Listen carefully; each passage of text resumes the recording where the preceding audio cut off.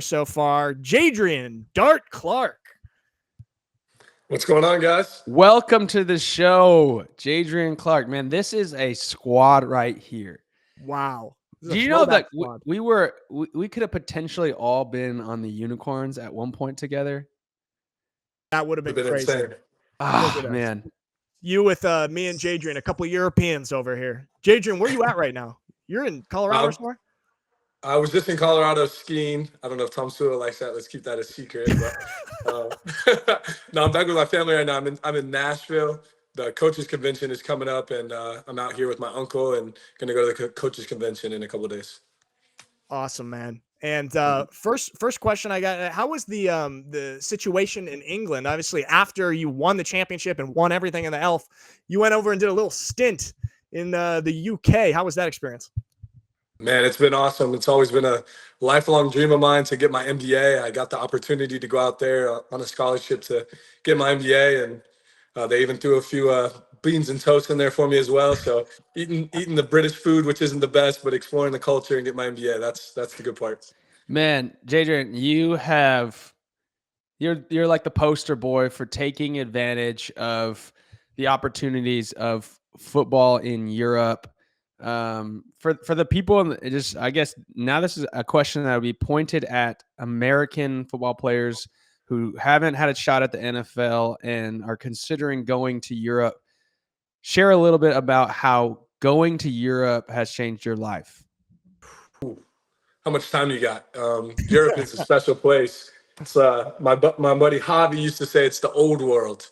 We come from the new world in America where everything is modern and different, and we come up with this ignorant mindset, not because we actually are ignorant, but just because we're so isolated from the rest of the world that's all that we know. And then when you come over to Europe for the first time, you realize it's not so black and white. There's a lot of other ways to do things. The culture aspects, both music, plays, opera, art. It's just like all these things that in America we don't really appreciate, that Europeans enjoy the finer things in life. So I grew up only really caring about football, and then coming over here and seeing all these other magnificent things and the architecture and seeing things that were built long before America was even a country. It's cool. It just makes you really interested in history and culture and really gives you a whole new outlook on life. Man, I mean, I would say, like, just from the people that I can think of right now in terms of American imports, you're at the top of in terms of what you've been able to achieve on the field and off the field, just with all the experiences that you've had. Obviously, this past season was incredibly successful for you, and you are returning to the Rhein Fire. Kind of what left is there for you to do? I mean, you won the championship in a dominant fashion. You won MVP. You had every record imaginable. What left is there for you to do in Europe? I mean, it's harder to stay at the top than it is to get to the top. Everybody's gunning for us now. Personally, statistically, I don't feel like I'll probably ever have a season like I did last year again. Coming back this year, I'm just looking to try and continue to win every single game, go out and be a team player, distribute the ball to all our playmakers. So personally, I don't feel like there is a whole lot, like, statistically, that I'm setting out to do anymore. But I just want to keep winning. We've got such a cool thing going. We got such an awesome group of guys, the coaching staff, the people that volunteer and come and make everything possible for us. It's unbelievable. I wish you guys could come and see everything that makes Dusseldorf and Rhein Fire so special. It's really, truly a professional environment, but it still feels like a family, which is really hard to accomplish both of those at the same time.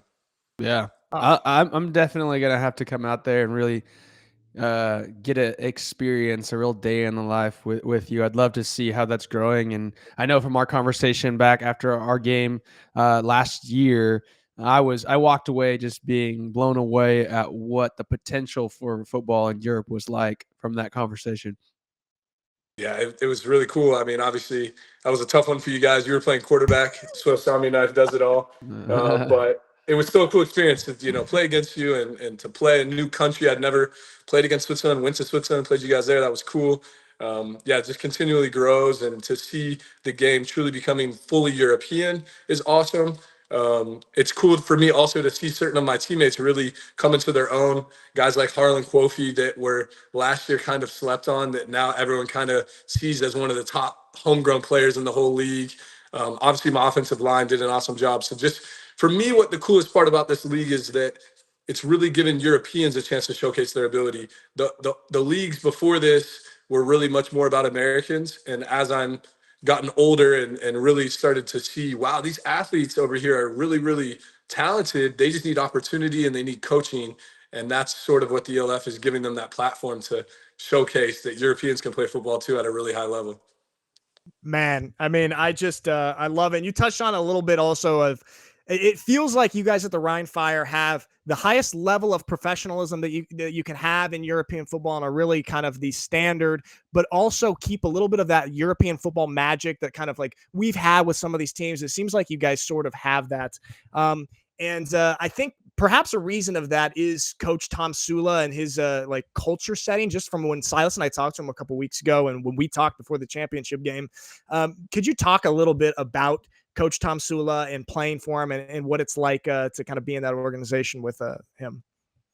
Well, I think the first thing that separates Tom Sula from any other coach I've ever had before is that he's doing this truly just for the love of the game. He's obviously been financially successful being a former NFL head coach and coaching the NFL for a long time. So him coming over the ELF isn't because he has to, it's because he wants to.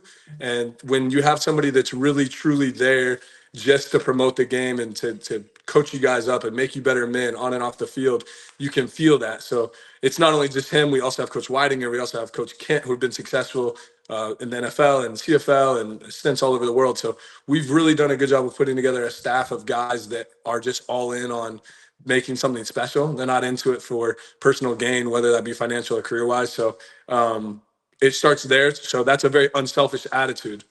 And last year's team, and I hope this year's team, will continue down the path of being a very unselfish group of guys.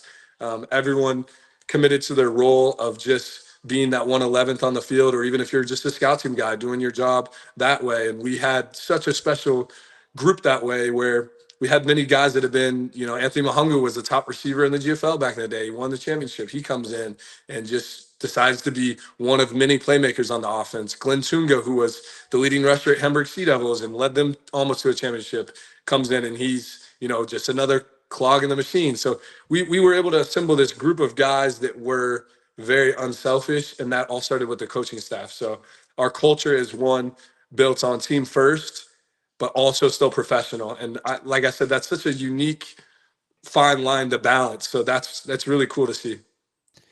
Jadrian, you're 29, right? Yeah. 29. All right. So you're about to, when did you turn 30? April 22nd, right before the season. So I'm done with my 20s playing football. So you've already signed. So you're playing your first season in your 30s. Mm-hmm. How many more seasons you got in you? Oh man, 10 more. No, I'm just kidding. I don't know. I'm just taking it 1 year at a time. Obviously, we had discussed like a multi-year deal, but I think that would not be wise right now. I just want to continue taking it a day at a time, a week at a time, an off season at a time, a year at a time. Our big motto with the team last year was focus and finish. And I truly do. I've always kind of understood the mindset of being present and not thinking about the past or the future too much. But last year really made me realize how important that is, because as soon as you start overlooking what's right in front of you, you're going to end up a little bit anxious, or you're going to end up a little bit too high, maybe a little arrogant. So if for me, I'm just focusing on the off season right now, trying to prepare myself to have a really good 2024 season, come back. I know the target is on our back. Everybody's going to be gunning for us. I've seen some teams have bulked up. Paris is going to be strong this year, added Madrid to our conference. So it's going to be a challenging season. For me to look past that and already start thinking about how many more years I'm going to play would be too premature. I'm just focused on 2024. Yeah. And Matt, you just touched on it. And last question here from me. You just touched on a little bit on kind of some of the other teams in the league, across the league. Are there any teams that you've kind of been impressed with their off-season moves? And obviously you have so much experience with football in Europe, and you know what kind of works and what are good moves. Anybody you've been impressed with, like they're stepping in the right direction, this is going to be a successful organization? It'd be too tough to point out just one, but I think the biggest influx that I've seen difference over here is the coaching. For the game to continue to go to the next level, we got to keep bringing in high-level coaching with top experience and know-how. And then from there, we've got to keep finding a way to promote and bring the European level of play to a higher level. I think eventually we've got to turn all the Europeans into full professionals. That's the next big step to take this game to a whole different level, to allow them to have time to just focus on training and nutrition and physio, because, you know, both of you guys as former players, it's kind of weird to call you former players, but Yeah. you know how much time it takes to be play at a high level. It's not a just show up twice a week, practice and play. It's a 24/7 thing where you got to constantly be doing something to take care of your body, be watching film. It's a lot. Yeah, man, Absolutely. Jadrian, I love getting to talk to you. I'm so excited for your future and what you're doing. I really believe that you are going to really change the game in Europe, and I'm thankful to know you. I'm thankful to be a part of the journey with you. Thanks for coming. Oh man, you're too kind to me, Silas. Next time I throw an interception, you got to keep that same energy. But no, I really appreciate you guys too. Both of you guys have absolutely changed the game in Europe as well. And now I think to take it to the next level, doing all these ELF live shows, and I'm excited for what else you guys have in store for this next season. We got to take the media to the next level too. Hell yeah. Awesome, Jadrian. Appreciate it, man. Can't wait to see you in 2024. I'll see you on Quiver. And There we go. all right. Later, brother. Take care.